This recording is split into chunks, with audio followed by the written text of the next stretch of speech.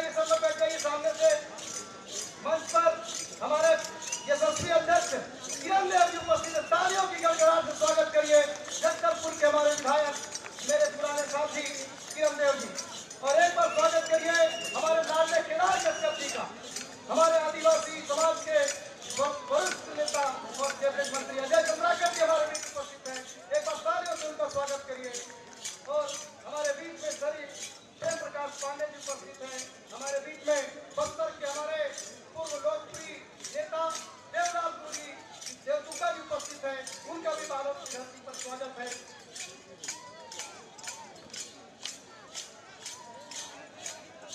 थोड़ा आवाज का बेस बढ़ाएं, आवाज थोड़ा बढ़ाएं।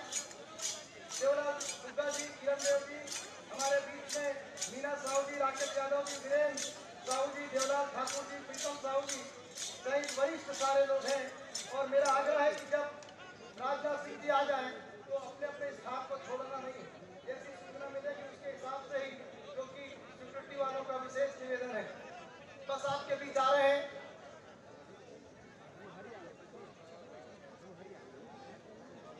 आप उस राष्ट्रीय नेतृत्व को देखने आए हैं जिसके नेतृत्व में आज देश की सुरक्षा इतनी मजबूत है। थोड़ा सामने आ जाएंगे जो लोग पीछे बैठे हैं। और आप सबका उत्साह बताता है कि बालोद जिले से इस बार कांकेर लोकसभा को हम हजारों लाखों वोटों की लीड करके देंगे। आप मेरी बात से सहमत है? दोनों हाथ उठाकर फिर एक बार, फिर एक बार। पूरी बालोद जिले की जनता मोदी जी के साथ है। लीजिए तालियों की गड़गड़ाहट से स्वागत करिए देश के यशस्वी रक्षा मंत्री राजनाथ सिंह जी। हमारे भारतीय जनता पार्टी के राष्ट्रीय अध्यक्ष रहे, युवा मोर्चा के जिला अध्यक्ष रहे, युवा मोर्चा के राष्ट्रीय अध्यक्ष रहे। तारीफ गूंजनी चाहिए, जोर से तालियों से स्वागत करिए।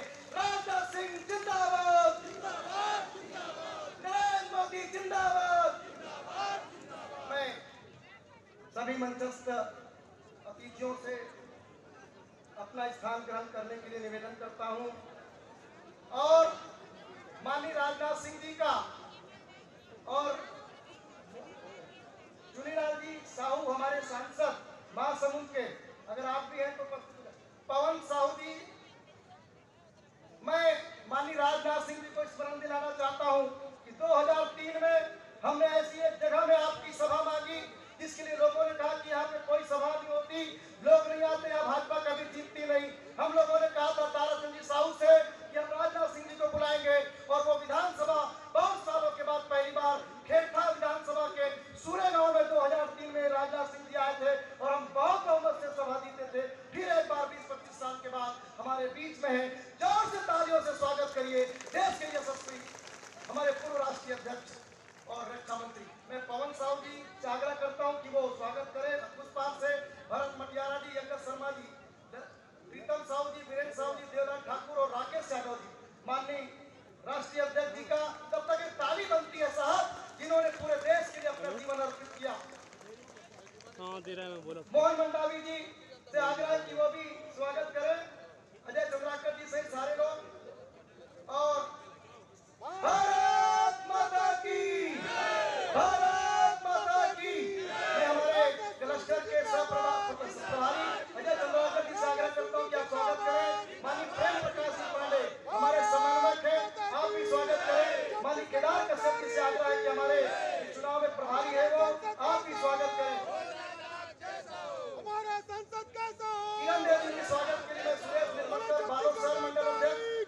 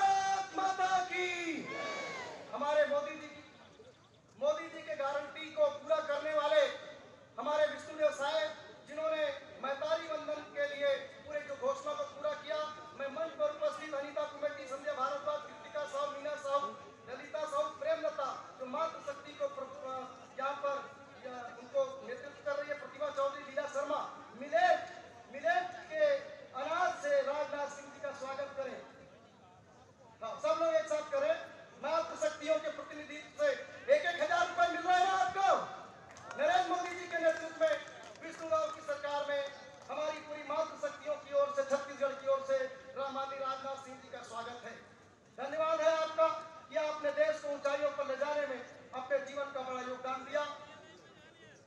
मैं आप सबसे निवेदन करता हूँ, दीपा साहू जी हमारी महिला मोर्चा की जिलाध्यक्ष, मीना साहू जी, प्रतिभा चौधरी जी, संजय भारद्वाजी, ललिता साहू जी, प्रेमलता साहू जी, जनपद, आप स्थान ग्रहण करेंगे। हम सभा हमारा सबका स्वागत है भाई, स्वागत है राजनाथ सिंह का, स्वागत है भाई, स्वागत है अनिता कमेटी जी हमारी भारत माता की, नारी वंदन योजना, नारियों के सम्मान उत्थान के लिए भारतीय जनता पार्टी की मोदी सरकार और राजनाथ सिंह की सरकार ने जो काम किया है वो आज हमको दिखता है। मैं आमंत्रित करता हूं लोकसभा कांकेर के चुनाव समन्वयक प्रेम प्रकाश पांडे जी, आप आए और आज के स्वागत भाषण के लिए आप सादर आमंत्रित हैं।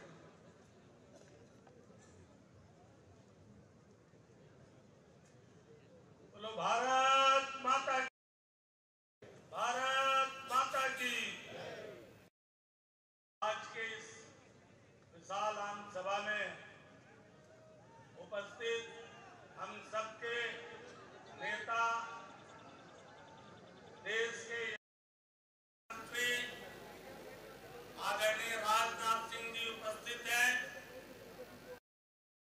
इस बालोद के गंगा मैया की धरती पर हम उनका स्वागत करते हैं। जोरदार ताली बजा के, दोनों हाथ उठा के स्वागत करें। हम ऐसे रक्षा मंत्री का स्वागत करते हैं जिनके नेतृत्व में आज देश की चारों ओर की सीमाएं सुरक्षित ही नहीं बल्कि आस पड़ोस के लोग उधर निगाह उठा करके देखने की हिमाकत करने से भी डरते हैं। हम ऐसे व्यक्ति का आज यहाँ स्वागत कर रहे हैं जो युवा मोर्चा के राष्ट्रीय अध्यक्ष रहते हुए तत्कालीन मध्य प्रदेश में युवाओं की शक्ति का संयोजन करके 10 साल बाद 1977 के बाद 13 साल बाद 90 में पहली बार भाजपा की सरकार बनाने का नेतृत्व जिन्होंने किया वो माननीय राजनाथ सिंह। छत्तीसगढ़ का निर्माण तो माननीय अटल बिहारी वाजपेयी जी ने किया, लेकिन छत्तीसगढ़ की तत्कालीन कांग्रेस की सरकार को उखाड़ फेंकने का नेतृत्व किसी ने किया था। राष्ट्रीय महामंत्री के रूप में आदरणीय राजनाथ सिंह जी थे, जो 2003 में हमारी सरकार यहाँ भाजपा की बनाई और उसी सरकार में 15 साल तक हमने प्रदेश के चारों ओर जो विकास करने चाहिए थे, 1 रुपये चावल देने से लेकर के गांव गली के हर तरफ सड़क हो, school, college, university, IIM, IIT, तमाम प्रकार के शिक्षण संस्थाएं हों, स्वास्थ्य की सेवाएं हों, वो हमने ले आया। वो उसी सरकार की देन थी। और 2014 में भी आदरणीय मोदी जी को देश के प्रधानमंत्री घोषित करके उस कांग्रेस की 10 साल की भ्रष्टाचारी और अप्रासंगिक हो चुकी सरकार को उखाड़ फेंकने का भी जब सौभाग्य मिला, तब हमारे भारतीय जनता पार्टी के राष्ट्रीय अध्यक्ष माननीय राजनाथ सिंह जी थे। और इस चुनाव में भी 2024 का जो मुख्य आर्किटेक्ट हैं, जो चुनाव घोषणा पत्र के संयोजक हैं, ऐसे राजनाथ सिंह जी का हम इस बालोद और कांकेर लोकसभा में स्वागत करते हैं। आज हमारे बीच में प्रदेश अध्यक्ष किरणदेव सिंह जी हैं, हम उनका स्वागत करते हैं। हमारे बीच में हमारे मंत्री केदार कश्यप जी हैं, उनका स्वागत करते हैं। और 3 लोकसभा का जो क्लस्टर है, कांकेर, बस्तर और महासमुंद, उसके तीनों के इंचार्ज अजय चंद्राकर जी, पूर्व मंत्री, हम उनका स्वागत करते हैं। वर्तमान में सांसद मोहन मंडावी जी का स्वागत करते हैं। और सबसे जो इस लोकसभा का मोदी जी के प्रतिनिधि के रूप में आज आपके बीच में प्रत्याशी के रूप में है और जिसको आप चुन करके दिल्ली के लोकसभा में भेजने वाले हो, ऐसे हमारे भोज राजनाथ जी का स्वागत करते हैं। आप सब एक बार पुनः राजनाथ सिंह के स्वागत के लिए दोनों हाथ उठा करके बोलो जय जय श्री राम।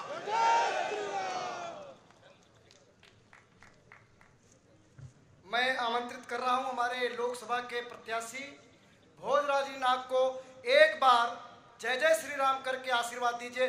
जय जय श्री राम, जय जय श्री राम।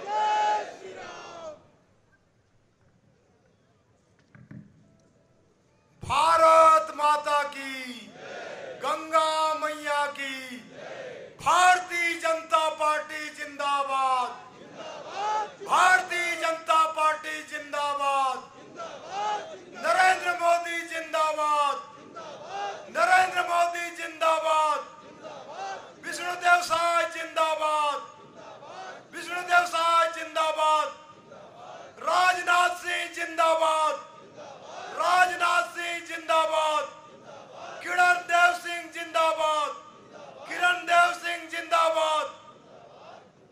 आज बालोद की इस चुनावी सभा में संबोधित करने और हम सबको आशीर्वाद देने के लिए आए ऐसे भारतीय जनता पार्टी के वरिष्ठ नेता और देश के रक्षा मंत्री परम आदरणीय श्री राजनाथ सिंह जी, हमारे भारतीय जनता पार्टी छत्तीसगढ़ प्रदेश के अध्यक्ष परम आदरणीय श्री किरण देव सिंह जी, छत्तीसगढ़ शासन के वरिष्ठ मंत्री और हम आदिवासियों के नेता आदरणीय केदार कश्यप जी, पूर्व मंत्री और इस चुनाव के समन्वयक परम आदरणीय श्री प्रेम प्रकाश पांडे जी, इस बस्तर क्लस्टर के प्रभारी और हम सबके वरिष्ठ नेता आदरणीय अजय चंद्राकर जी, और हमारे इस बालोद जिला के जिला अध्यक्ष आदरणीय पवन साहू जी और भारतीय जनता पार्टी के सभी मंच में विराजमान वरिष्ठ एवं कनिष्ठ कार्यकर्ता भाइयों, इस सभा में आए हुए सभी माताएं बहनें, नौजवान साथियों एवं सभी वरिष्ठ जन को मैं सादर प्रणाम करता हूं, नमस्कार करता हूं। देश के सबसे लोकप्रिय नेता आदरणीय नरेंद्र मोदी जी ने गांव, गरीब, किसान, महिला और नौजवान सभी वर्गों के लिए बहुत बढ़िया योजना बनाया। इसके साथ ही हम आदिवासी जनजाति समाज का भी मान सम्मान बढ़ाया है। देश की प्रथम महिला राष्ट्रपति महामहिम द्रौपदी मुर्मू जी, जो आदिवासी समाज की बेटी है, उसको राष्ट्रपति बनाने का काम किया। इसके साथ ही इस छत्तीसगढ़ प्रदेश में हमारे आदरणीय विष्णुदेव साय जी को मुख्यमंत्री बनाने का काम किया और हिंदुस्तान के इतिहास में पहली बार आदिवासी बैगा पुजारी को कांकेर लोकसभा का सांसद का प्रत्याशी बनाया। आज इस चुनावी सभा में परम आदरणीय राजनाथ सिंह जी हम सबको आशीर्वाद प्रदान करेंगे। ये नवरात्रि का पावन पर्व चल रहा है। इस पावन पर्व में मैं एक देवी के पुजारी होने के नाते और भारतीय जनता पार्टी के प्रत्याशी होने के नाते सभी माताओं बहनों से, जो कि माता और देवी के स्वरूप हैं, और हमारे वरिष्ठ जन और नौजवान भाइयों से, जो कि लोकतंत्र में जनता को जनार्दन कहा जाता है, पंच सरपंच की चुनाव हो चाहे विधायक सांसद की चुनाव हो, जब तक के जनता उसको वोट देती है तभी वह प्रत्याशी प्रतिनिधि के रूप में चुना जाता है। और आज मैं आप सब लोगों से, जनता जनार्दन से हाथ जोड़ करके आशीर्वाद मांगता हूं कि मुझे इस नवरात्रि के पावन पर्व में आशीर्वाद प्रदान करें और इस प्रत्याशी को, इस पुजारी बैगा को एक प्रतिनिधि बना करके कांकेर लोकसभा क्षेत्र में सेवा करने का अवसर दे। आदरणीय नरेंद्र मोदी जी ने राम मंदिर का भव्य निर्माण किया और उस मंदिर के उद्घाटन में भारत देश के साथ साथ विश्व के बड़े बड़े साधु संतों को बुलाया गया था और उसी कार्यक्रम में बस्तर के एक आदिवासी बैगा पुजारी के नाते मुझे भी जाने का सौभाग्य प्राप्त हुआ। यह हम सबके लिए बहुत ही परम सौभाग्य की बात है। जब भगवान श्री रामचंद्र जी को वनवास हुआ था, उस समय बस्तर में दंडकारण्य में उन्होंने वनवास काल का 10 वर्षों से अधिक समय व्यतीत किया था। उस समय हमारे आदिवासी समाज के पुरखा पूर्वज बानर के रूप में, भालू के रूप में, गिद्ध और गिलहरी के रूप में भगवान राम का साथ दिए थे और भगवान राम के सेना में रह करके उस असुर राज रावण के सत्ता को समाप्त किए थे और राम राज्य की स्थापना किए थे। और आज आदरणीय नरेंद्र मोदी जी ने भव्य राम मंदिर निर्माण करके इस देश में और दुनिया में राम राज्य की स्थापना का डंका बजाया है। आने वाला समय में राम राज्य और भारत विश्व गुरु बनेगा, दुनिया में राम राज्य की स्थापना होगी। इसी कल्पना को लेकर के भारतीय जनता पार्टी काम कर रही है। आप सब लोग काफी संख्या में उपस्थित हुए हैं और आदरणीय राजनाथ सिंह जी भोजराज बैगा को आशीर्वाद देने के लिए आए हैं। आप सबको बहुत बहुत बधाई, बहुत बहुत हार्दिक अभिनंदन करता हूं और सबको प्रणाम करते हुए अपनी वाणी को विराम देता हूं। जय जय श्री राम, जय जय श्री राम। निश्चित आप सबका आशीर्वाद हमारे प्रत्याशी भोजराज जी को मिलेगा। सहज सरल सरपंच से लेकर यहाँ संघर्ष करते हुए जनता और सनातन के लिए काम कर रहे हैं। मैं आमंत्रित करता हूँ हमारे प्रदेश के यशस्वी अध्यक्ष, युवा मोर्चा के समय से मेरे साथी रहे किरण देव सिंह जी, जो जगदलपुर के विधायक भी हैं। जोर से तालियों से स्वागत करके प्रदेश अध्यक्ष का अभिवादन करें और भरोसा दिलाएं कि हम यहाँ से लीड दिलवाएंगे। बहुत बहुत धन्यवाद यशवंत जी। इस लोकसभा चुनाव में आज के इस जनसभा में, और ये हम सबके लिए परम सौभाग्य का विषय है कि इस जनसभा को संबोधित करने के लिए हम सबके बीच पूरे देश की सुरक्षा बड़ी दृढ़ता के साथ संभाले हुए हैं ऐसे देश के रक्षा मंत्री, हमारे पूर्व राष्ट्रीय अध्यक्ष भारतीय जनता पार्टी के और हमारे इस छत्तीसगढ़ के प्रभारी भी रहे हैं, जिनका आशीर्वाद लगातार भारतीय जनता पार्टी को छत्तीसगढ़ में लगातार मिलता रहा वर्षों तक। ऐसे आदरणीय राजनाथ सिंह जी का आज की इस जनसभा में मैं हार्दिक अभिनंदन करता हूं, बहुत बहुत स्वागत करता हूं। अभी अभी जिन्होंने आप सभी से आशीर्वाद मांगा, इस लोकसभा के प्रत्याशी हमारे आदरणीय भोजराज नाग जी, हमारे मंच पर भारतीय जनता पार्टी वरिष्ठ नेता के रूप में और इस पूरे लोकसभा को समन्वय की दृष्टि से देख रहे हैं पूर्व मंत्री, पूर्व विधानसभा के अध्यक्ष आदरणीय प्रेम प्रकाश पांडे जी, छत्तीसगढ़ शासन में हमारे वरिष्ठ मंत्री के रूप में आदरणीय केदार कश्यप जी, पूर्व मंत्री इस क्लस्टर के इंचार्ज, वर्तमान में विधायक आदरणीय अजय चंद्राकर जी, आदरणीय सांसद मोहन मंडावी जी, आदरणीय जिला अध्यक्ष पवन साहू जी, यज्ञदत्त शर्मा जी, हमारे इस जिला के जितने सभी वरिष्ठ नेतागण हैं, सभी पूर्व में जो विधायकगण हैं, सभी मातृशक्तियां मंच पर विराजमान है, हमारे पवन साहू जी, देवलाल ठाकुर जी सहित और यशवंत जी जो इस पूरे कार्यक्रम का संचालन कर रहे हैं। बहुत ज्यादा विषय मैं आपके सामने नहीं रखूंगा, समय की भी अपनी बाध्यता है और हम सब आदरणीय राजनाथ सिंह जी को सुनने आए, लेकिन एक दो छोटी छोटी बातें आपके सामने रखना चाहूंगा। राजनीति के क्षेत्र में सरकारों का आना जाना, बनना बिगड़ना, ये समय समय पे चलते रहता है, लेकिन हमने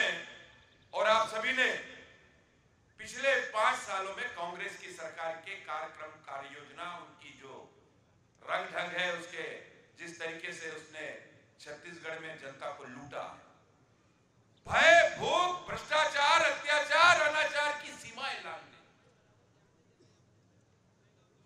बहुत विश्वास किया था जनता ने। 70 से भी ज्यादा विधानसभा विधायक जीत के उनको दिया था। जिस तरीके से जनता के साथ उन्होंने विश्वासघात किया, और अब मैं भाजपा की बात करता हूं, भारतीय जनता पार्टी की सरकार, केंद्र में आदरणीय मोदी जी की सरकार, उनकी गारंटी की योजनाएं आज पूरे छत्तीसगढ़ में ही नहीं, पूरे देश में एक साथ ऐसी कई योजनाएं हैं जो घर घर तक पहुंच रही है। यहां बैठे आप सभी लोग, जनता जनार्दन से मैं उनके समक्ष ये बात रखना चाहता हूं, ये अंतर तो आज आपको करना पड़ेगा। इसके पहले आजादी के बाद 60 साल से भी ज्यादा समय तक कांग्रेस की सरकार रही है, और उस समय की सरकार कांग्रेस की नारों से चला करती थी, और इस कांग्रेस का हाथ और गरीबों का साथ, गरीब बढ़ते चले गए। 10 साल में आदरणीय प्रधानमंत्री मोदी जी ने अपनी कल्याणकारी योजनाओं से हमारे इस देश का, हमारे देशवासियों का मान सम्मान पूरे विश्व के मानचित्र पर सबसे ऊपर रखने का काम किया है। तभी तो जब प्रधानमंत्री जी आज दूसरे देशों में जाते हैं, ऑस्ट्रेलिया, अमेरिका, अन्य देशों में, तो आज ये स्थिति है, कई देशों के प्रधानमंत्री उनसे मिलने के लिए आतुर रहते हैं। एक देश के प्रधानमंत्री तो जब वो एयरपोर्ट में उतरे तो उनके पैर छूकर भारत के संस्कार को उनके सामने सिद्ध करके दिखाया। उनकी कई योजनाएं हैं, उनको गिनने की आवश्यकता है, उनको समझने की, उनको याद करने की, उनको पहचानने की। पहचानना इसलिए कि हम लोग बहुत जल्दी भूल जाते हैं। बिना भेदभाव के सभी समाज, धर्म, जाति, संप्रदाय, वर्ग, आयु, सभी के लिए उनकी योजनाएं हैं। और जन कल्याणकारी योजनाओं के चलते चलते 10 वर्ष जिस तरीके से मोदी जी ने हर समाज, हर तबके को उनकी योजनाओं का लाभ लेने दिया, उसमें कहीं भी मतभेद नहीं हुआ, कहीं भी किसी समाज, जाति, धर्म के साथ भेदभाव नहीं किया। और आज समय है पुनः मोदी जी के चुनाव का। हम सब तैयार हैं कि नहीं तीसरी बार मोदी जी को प्रधानमंत्री बनाने के लिए? एक बार हाथ उठाइए। धन्यवाद। हम आज आपके सामने ये निवेदन करने के लिए मैं उपस्थित हुआ हूं, आदरणीय राजनाथ जी के सामने, एक बहुत ही सीधे साधे सहज सरल भारतीय जनता पार्टी के उम्मीदवार भोजराज जी नाग, हमारे यहां बैगा और बस्तर में सिरहा, बस्तर में सिरहा होते हैं और यहां पर बैगा, और वास्तव में बड़ा विश्वास है भारतीय जनता पार्टी के आप सबके ऊपर। मैं बार बार याद दिला रहा हूं 5 साल की कांग्रेस की सरकार की कुरीतियों को, और भारतीय जनता पार्टी की इस 90 दिन की सरकार, आदरणीय मुख्यमंत्री विष्णुदेव साय जी ने जो कहा भारतीय जनता पार्टी ने, वो 90 दिन के अंदर करके दिखाने वाला ये देश का पहला ऐसी सरकार होगी भारतीय जनता पार्टी की। 50,000 करोड़ से भी ज्यादा की कल्याणकारी योजनाएं, मैं उसको नहीं बोलूंगा, आदरणीय रक्षा मंत्री जी सारा विषय आपके सामने प्रस्तुत करेंगे, लेकिन यह सिद्ध कर दिया है कि भारतीय जनता पार्टी जो कहती है वो, फिर से एक बार, भारतीय जनता पार्टी जो कहती है वो, इसीलिए मैं आपसे निवेदन करना चाहता हूं कि अपना मत, अपना सहमत, अपने परिवार, अपने मित्रों का, अपने आसपास का, सभी समाजों का बहुमूल्य मत, सहयोग और प्यार, इसमें आशीर्वाद, छत्र छाया, सुरक्षा कवच भारतीय जनता पार्टी के प्रत्याशी आदरणीय भोजराज नाग जी को प्रदान करे। और 2 नारों के साथ मैं अपनी वाणी को विराम दूंगा और आप सभी का समर्थन चाहूंगा। दोनों मुट्ठी भींच के, हाथ उठा के बोले भारत माता की, फिर इस बार, फिर इस बार, अब की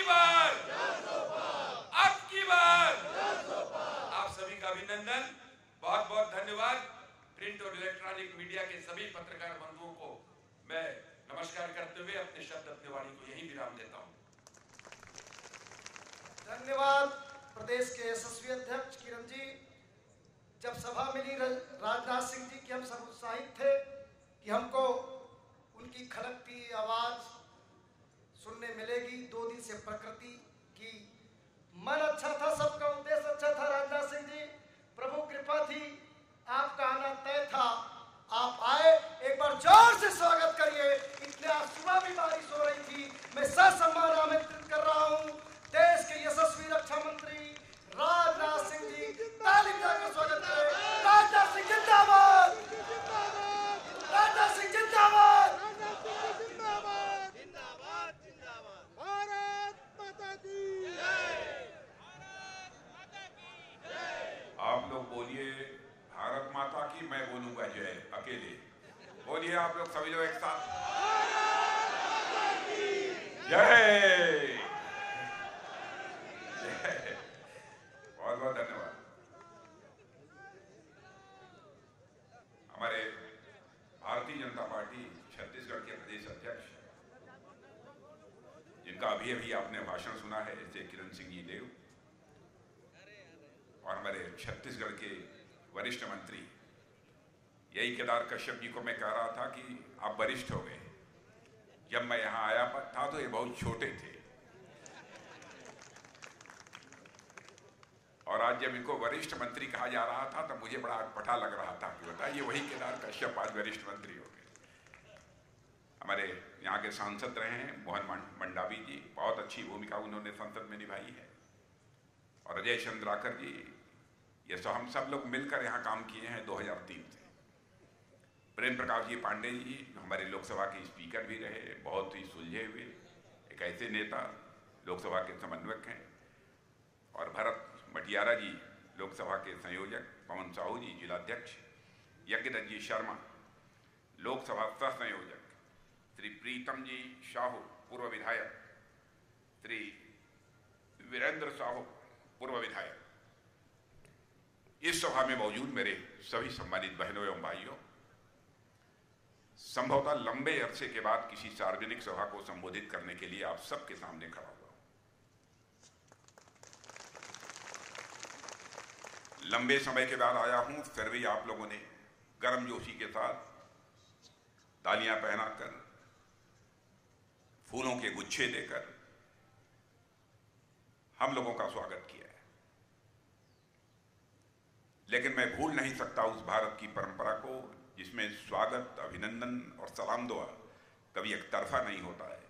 इसलिए मैं भी अपनी तरफ से शीश झुकाकर आप सभी बहनों भाइयों का हार्दिक अभिनंदन करता हूं, आप सभी का मैं स्वागत करता हूं। बहनों भाइयों, आदरणीय अटल बिहारी वाजपेयी जी ने छत्तीसगढ़ राज्य बनाया था। 2 आदिवासी राज्य माने छत्तीसगढ़ और झारखंड। और जिस समय आदरणीय अटल जी ने छत्तीसगढ़ राज्य और साथ ही साथ झारखंड और उत्तराखंड बनाया था, उनकी उस मंत्रिमंडल में भूतल परिवहन मंत्री, सरफेस ट्रांसपोर्ट जिसमें कहते हैं रोडवेज, ये जो हाईवेज वगैरह बनती है, इसका मंत्री, कैबिनेट मंत्री में ही था। मुझे याद है कि उस समय जब छत्तीसगढ़ के बनने की चर्चा चल रही थी और झारखंड के और उत्तराखंड के, तो लोग यही कहते थे साहब राज्य इतने छोटे हो जाएंगे, इन राज्यों का विकास कैसे होगा, इनके पास इतने संसाधन कहां हैं, लोगों के अंदर अपने राज्य को ऊंचाई देने के लिए, राज्य का विकास करने के लिए जो कौशल चाहिए, जो मेधा चाहिए, वो छत्तीसगढ़ में कहां मिलेगी, झारखंड में कहां मिलेगी। बहुत सारे लोग यही सब तर्क दिया करते हैं। लेकिन बहनों भाइयों, जिस विभाजन हो जाने के बाद और यहां पर पहली विभाजन के बाद डॉक्टर रमन सिंह के नेतृत्व में सरकार बनने के बाद लगातार 15 वर्षों तक सरकार रही है। शायद आपको जानकारी है कि नहीं है, मैं नहीं कह सकता हूं। भारत के किसी कोने से आने वाला व्यक्ति जिसने पहले भी छत्तीसगढ़ को देखा था और आज आकर छत्तीसगढ़ को देखता है, तो कहता है कि भारतीय जनता पार्टी की सरकार ने सचमुच छत्तीसगढ़ में करिश्मा किया। मैं बैठे बैठे भोजराज जी नाग से पूछ रहा था, ये हमारे चंद्राकर जी से, यह सब सारा भवन मैं छत्तीसगढ़ में ये देखने की उस समय तो कल्पना भी नहीं कर सकता। मैं पूछ रहा था कि ये हम लोगों की सरकार आने के बाद ही बना होगा। शायद हम लोगों की सरकार जब 2003 में आई उसके बाद ही बना है ना, उसके बाद ही बना है। कितनी तेजी के साथ छत्तीसगढ़ का विकास हुआ है। बहनों भाइयों, यह विकास जब भारतीय जनता पार्टी की सरकार आती है तो क्यों होता है? क्योंकि भारतीय जनता पार्टी हिंदुस्तान की एक ऐसी राजनीतिक पार्टी है जो राजनीति केवल सरकार बनाने के लिए नहीं करती है, बल्कि राजनीति देश बनाने के लिए करती है, इसलिए विकास होता है। आज भी हम आपसे वोट मांगने के लिए आए हैं, केवल सरकार बनाने के लिए वोट नहीं मांगने नहीं आए, हम देश बनाने के लिए आपसे वोट मांगने आए हैं मेरे बहनों भाई। 2014 में भी मैं भारतीय जनता पार्टी का राष्ट्रीय अध्यक्ष था। उसी समय मोदी जी प्रधानमंत्री के उम्मीदवार के रूप में घोषित किए गए थे और मोदी जी को मैं पहले से अच्छी तरह से मैं जानता था। अद्भुत काल्पनिक क्षमता का धनी, और मैंने तो यह देखा है कि सचमुच मोदी जी अपने लिए अपनी जिंदगी नहीं जीते हैं, जीते हैं तो देश के लिए अपनी जिंदगी जीते हैं। अभी 2 दिन लगातार दिन में चुनावी अभियान में भाषण करने के बाद रात्रि को 8 बजे हम लोग लगातार 2 दिन बैठ रहे थे। कुछ बातें हो रही थी कुछ विषयों पर, एकाक मंत्री और थे, कुछ अधिकारी थे। बहनों भाइयों, मैं तो हैरत में था। चुनाव हो रहे हैं तो चुनाव के बाद हमको क्या करना है, इसकी चिंता हमारे प्रधानमंत्री ने इस चुनाव अभियान के दौरान ही प्रारंभ कर दी। आज सवेरे रेल मंत्री जी का टेलीफोन आया था, तब उनसे कह रहा था, वो भी थे। मैंने कहा क्या है, हम लोग सौभाग्यशाली हैं बहनों भाइयों कि मोदी जी ऐसा प्रधानमंत्री इस देश को मिला है।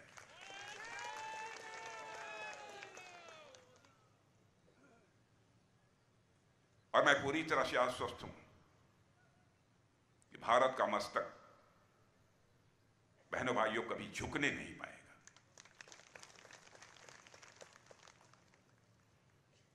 सारे विश्व में भारत के बारे में धारणा पहले क्या थी? धारणा यही थी सारे विश्व में भारत के बारे में कि भारत कमजोर भारत है। भले ही हमारी जनसंख्या अधिक थी, गरीब भारत है। लोग कहते थे खाने के बाद यहां सो जाते हैं, काम नहीं करना चाहते हैं। भारत के बारे में विदेशों में पहले यही धारणा बनी हुई थी। आप कल्पना करिए, छोटा सा देश पाकिस्तान, वह भी कभी कभी जुर्रत करता था भारत को आंख दिखाने की। लेकिन आज आपको जानकर खुशी होगी मेरे बहनों भाइयों, दुनिया के अधिकांश देशों में मेरा जाना हुआ है, जाता हूं, अंतर्राष्ट्रीय मंचों पर मैं अपने विचार व्यक्त करता हूं। लेकिन आज यदि मैं दुनिया के दूसरे देशों में जाता हूं, जो सम्मान भारत के मंत्री होने के नाते मुझे प्राप्त होता है, उससे स्वाभाविक रूप से मेरा सीना चौड़ा हो जाता है।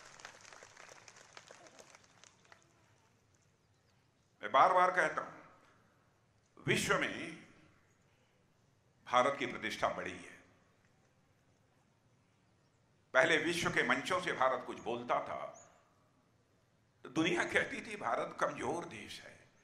अरे क्या, चलो, मैंने देखा था, पहले भी मंत्री रह चुका हूं। लोग कहते थे ठीक है, 2-3 कंट्रीज हैं कमजोर कमजोर, या बोल लेंगी, फिर उसके बाद आकर जो बड़े देशों के जो लीडर्स होते थे वो आके बैठते थे। और आज यदि हम जाते हैं अंतर्राष्ट्रीय मंचों पर बोलने के लिए, तो बहनों भाइयों, जब कई लोग बोल लेते हैं, जब भारत की बारी आती है, अल्फाबेटिकल होता है, A-B-C-D से नाम बुलाया जाता है, उसमें कौन ताकतवर है कौन कमजोर है, इस आधार पर बोलने का अवसर नहीं दिया जाता। जब भारत के बोलने का समय आता है मेरे बहन भाइयों, तो जो भी कहीं इधर चाय पीने के लिए बाहर के वॉशरूम के लिए गए होते हैं, वह सब आकर बैठ जाते हैं कि भारत को बोलना है। आज यदि अंतर्राष्ट्रीय मंचों पर भारत कुछ बोलता है तो दुनिया कान खोलकर सुनती है कि भारत बोल क्या रहा है, यह भारत की हैसियत दुनिया में बनी। भारत गरीब भारत है। करिश्मा किया है प्रधानमंत्री, करिश्मा किया है मोदी जी। विश्व के किसी भी देश में नहीं हुआ है मेरे बहनों भाइयों। और मैं प्रेस के दोस्तों से भी कहना चाहता हूं, जो भी बातें मैं बोल रहा हूं, कहीं मेरी एक भी बात गलत हो तो अपने अखबार के पन्नों पर लिख देंगे, मैं उसका स्वागत करूंगा। क्योंकि जिंदगी में हमने राजनीति की है तो जनता की आंखों में धूल झोंक कर राजनीति नहीं की है, जनता की आंखों में आंख डालकर राजनीति की है, इसलिए मैं कह रहा हूं। चित्र अंतरराष्ट्रीय जगत में बदला हुआ है। अब यही भारत धन दौलत, इसे अर्थव्यवस्था के आकार कहते हैं, इकोनॉमी की साइज जिसे अंग्रेजी में कहते हैं। धन दौलत के मामले में जो भारत दुनिया में 2014 में हम लोगों की सरकार आने के बाद 11वें स्थान पर खड़ा था, वह भारत 7 वर्षों के अंदर ही जंप लेकर आज दुनिया के देशों में 5वें स्थान पर आ गया है। और मैं नहीं कह रहा हूं, भारत के लोग नहीं कह रहे हैं, दुनिया के लोग, बड़े बड़े अर्थशास्त्री और बहुत बड़ी बड़ी वित्तीय संस्थाएं जिन्हें फाइनेंशियल फर्म्स कहते हैं, वह दावा कर रही हैं, अरे साहब, दुनिया की सबसे तेजी से आगे बढ़ने वाली अर्थव्यवस्था इस समय किसी की है तो बहनों भाइयों हमारे और आपके देश या भारत की है। सबसे तेजी से आगे बढ़ने वाली अर्थव्यवस्था यदि कहीं की है, भारत की है। और कहते क्या हैं वो सब, जो अंग्रेजी में उसे फाइनेंशियल फर्म कहते हैं, जो वित्तीय संस्थाएं हैं, जो दुनिया के सभी देशों के अर्थव्यवस्था का लेखा जोखा करती रहती है, उन्होंने कहा है कि अब वह दिन दूर नहीं है, 2026 समाप्त होने के बाद 2027 आने तक यह भारत अर्थव्यवस्था के आकार के मामले में, धन दौलत के मामले में दुनिया की टॉप 3 कंट्रीज में खड़ा हो जाएगा। दुनिया के 3 देशों में, अमेरिका, चाइना और भारत। और बहने भाइयों, जितना मैं प्रधानमंत्री के बारे में जानता हूं, मोदी जी के बारे में, बहुत पुराना रिश्ता है, बहुत पुराना संबंध है। जो मैं क्षमता जानता हूं अद्भुत, ईश्वर की महती अनुकंपा है उनके ऊपर। और मुझे तो कभी कभी लगता है कि शायद मोदी जी को परमात्मा ने भारत को विश्व की महाशक्ति बनाने के लिए ही हम लोगों के बीच भेजा है।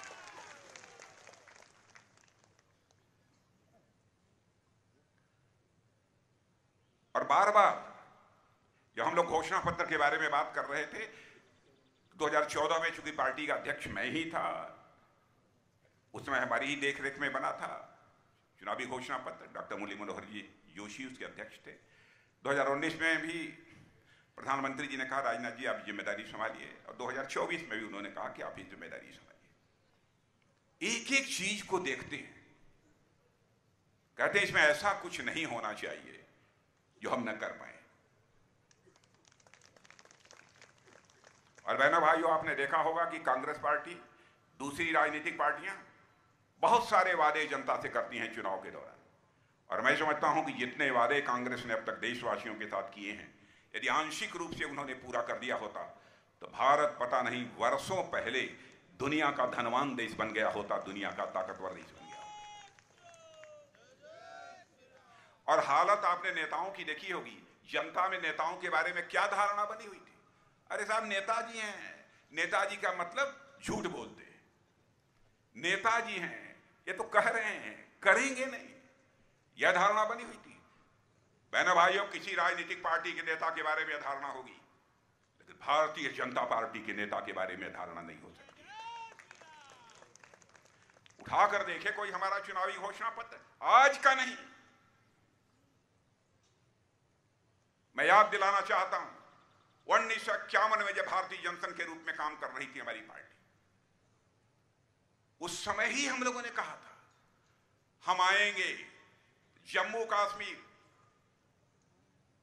जिसमें धारा 370 लगी है, जिसके तहत उसको विशेषाधिकार प्राप्त है, वो धारा 370 को हम समाप्त करेंगे। और जब जब चुनाव होता था तब तब हम कहते थे। हमारे उस समय के नेता पंडित श्यामा प्रसाद मुखर्जी ने अपना बलिदान भी दिया। लोग कहते थे ये भाजपा वाले गुमराह करते हैं, जनता की आंखों में धूल झोंकते हैं, धारा 370 समाप्त करेंगे। लेकिन हम लोगों ने बराबर कहा जिस दिन संसद के दोनों सदनों में बहुमत मिल जाएगा हम धारा 370 समाप्त करेंगे। मिल गया, चुटकी बजाकर बहनों भाइयों धारा 370 हम लोगों ने समाप्त कर दिया। अभी हमारे भोजराज जी राम मंदिर की चर्चा कर रहे थे। मुझे याद है मैं भी उस आंदोलन में शामिल था। एक दिन का सत्याग्रह मेरे नेतृत्व में भी हुआ था ढांचा गिरने के बाद,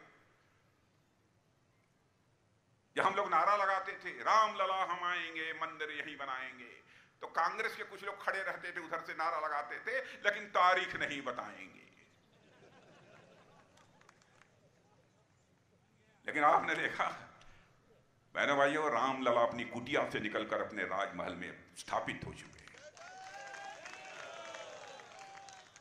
मुझे ऐसा लगता है, पता नहीं आपको लगता है या नहीं लगता है, कि भारत में राम राज्य का आगाज हो चुका है। मेरे बहनों भाइयों राम राज्य आकर रहे। राम राज्य कहते कैसे किसे? जिसमें कि व्यक्तियों के अंदर कर्तव्य बोध पैदा हो। हमारा कर्तव्य क्या है, इस संबंध में लोगों के अंदर बोध पैदा हो, ज्ञान पैदा हो, अधिकार बोध नहीं। आपने देखा होगा कैकेयी के अंदर अधिकार बोध पैदा हुआ था, कर्तव्य बोध पैदा नहीं हुआ था, इसीलिए इतना बड़ा संकट पैदा हुआ था। और वह समय आ गया है। इसी कर्तव्य बोध की बराबर चर्चा हमारे प्रधानमंत्री हम लोगों से करते हैं। छोटी छोटी चीजें। अब तीन तलाक के बारे में हम लोगों ने कहा कि हम प्रथा समाप्त करेंगे। कहते थे साहब आप दूसरे धर्म के लोगों के मामले में क्यों हस्तक्षेप करते हैं? डांटते थे हम लोगों को। बहनों भाइयों चाहे किसी धर्म का हो कोई, हमारी सरकार बने या न बने, चाहे हिंदू हो, चाहे मुसलमान हो, चाहे ईसाई हो, चाहे यहूदी हो, अथवा विश्व की कोई भी माता बहन हो, हमारी भी मां बहन है बहनों भाइयों, हम यह मानते हैं। लेकिन कोई शादी करके 10 दिन के बाद 3 बार तलाक तलाक तलाक बोलकर से छुट्टी कर दे, भले ही कोई इसे बर्दाश्त कर ले, लेकिन भारतीय जनता पार्टी इसे बर्दाश्त नहीं कर सकती।